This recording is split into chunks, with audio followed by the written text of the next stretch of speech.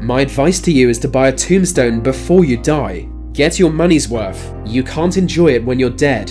It might seem more compelling to spend your money on paying bills, or maybe on a car, but these things come and go. A gravestone is for life. But not all gravestones are equal. Some are just mysterious.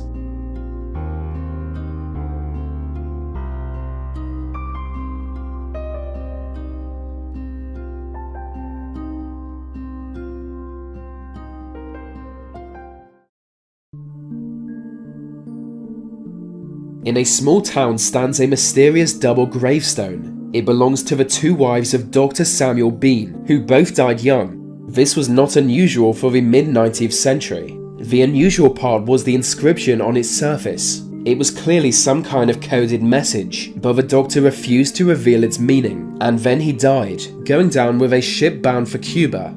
Word of this mystery gradually spread across America, bringing countless people to see it for themselves.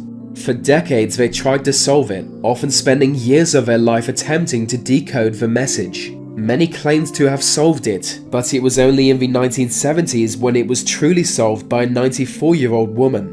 According to her, the message reads, "In memoriam Henrietta, first wife of S. Bean, who died 27th September 1865, aged 23, and Susanna, his second wife, who died 27th April 1867, aged 26. Two better wives one man never had. They were gifts from God, but are now in heaven." Now that's quite a sweet message, but considering it took over 100 years to decode, it's not great. People wasted their lives trying to decode an essentially boring message.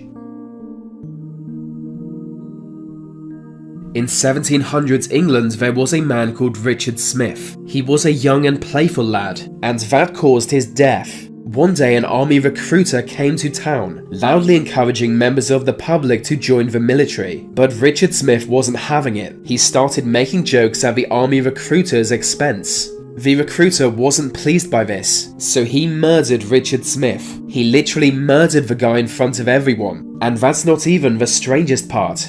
In the years following Smith's death, people began claiming to see a mysterious red liquid seeping from his grave, as if the headstone was sweating blood. Generations of people reported seeing the gravestone bleed, and still today there's no clear explanation. The US state of Pennsylvania is home to many mysteries. I would usually insert a joke here, but right now I don't care enough. It's a lazy day. Across the state can be found countless blank headstones, and no one knows why. Despite often being elaborate and grand, they have no inscription. In fact, they are completely smooth, as if they never had one at all. They were clearly the work of master stonemasons, but we don't even know who they were, let alone why they did this. Some believe they had a painted inscription, instead of it being carved into the stone.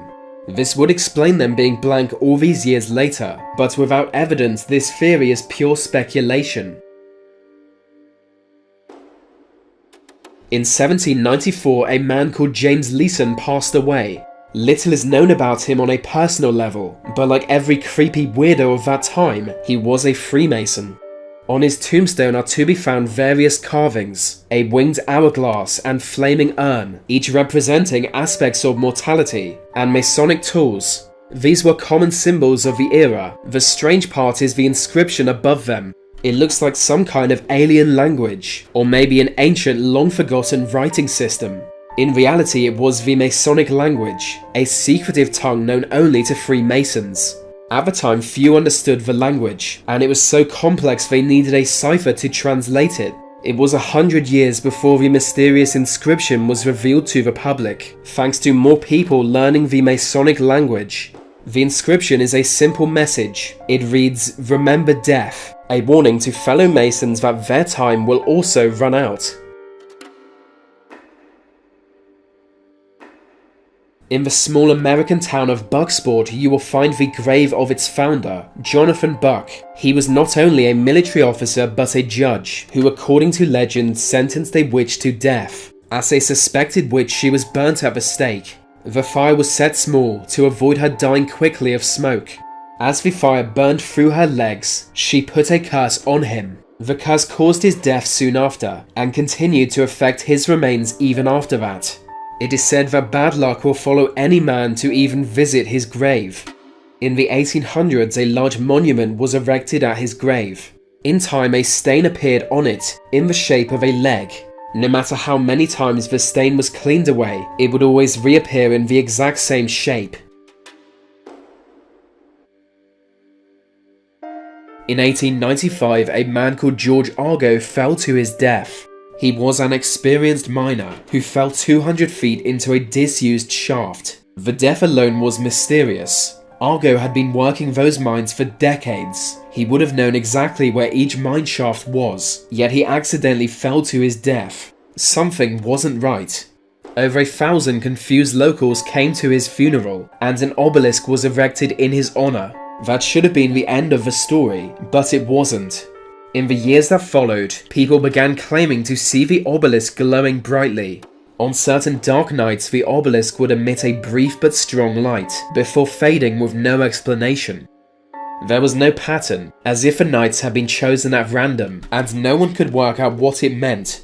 Generations of locals claimed to witness the glow, but it grew weaker as time went on, and one day the obelisk stopped glowing at all. A while ago, tombstones began to wash up on beaches near San Francisco. Many were fully intact, despite often being over 100 years old. For some time, locals had no idea why this was happening. It was like they were in a Stephen King story. If gravestones started washing up where I live, I'd be alarmed too. I'd try to burn the whole city down, but it turns out there's an only slightly disturbing explanation. In the 1920s and 30s, local authorities decided to move most cemeteries outside of San Francisco. Countless dead bodies were literally dug up and taken away, but for some reason their gravestones were not taken with them. Instead, the stones were used for construction projects, because apparently people back then were just begging to be haunted. Many tombstones were used to shore up a seawall just off the coast. As the decades of tidal battering went by, tombstones began to be knocked loose, washing up on local beaches.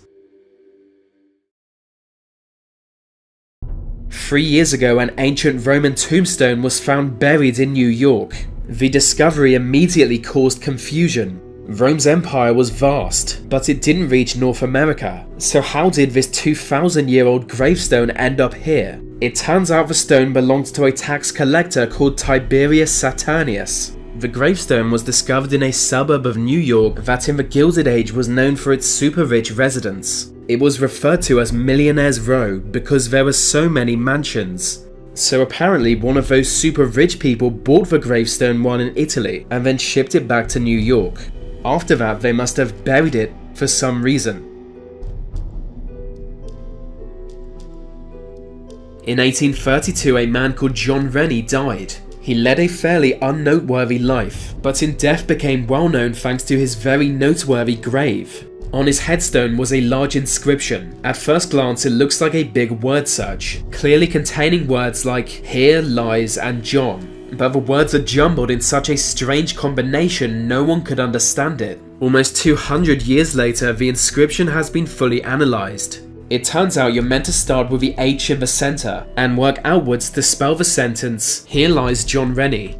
By moving in different directions, you can find many ways to spell it. In fact, there are 46,000 combinations, all to spell out the exact same sentence. Not bad for some random bloke's gravestone.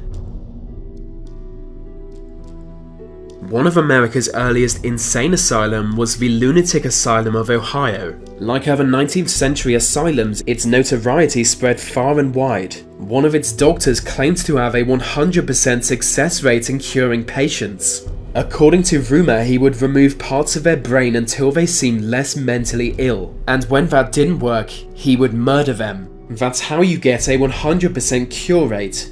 Apparently. We can't say for sure. In 1868, the asylum burnt down, destroying many of its official documents. But the asylum cemetery survived, and it's a very creepy place. Many of the corpses there are unidentified, with grave markers either being numbered or just left blank.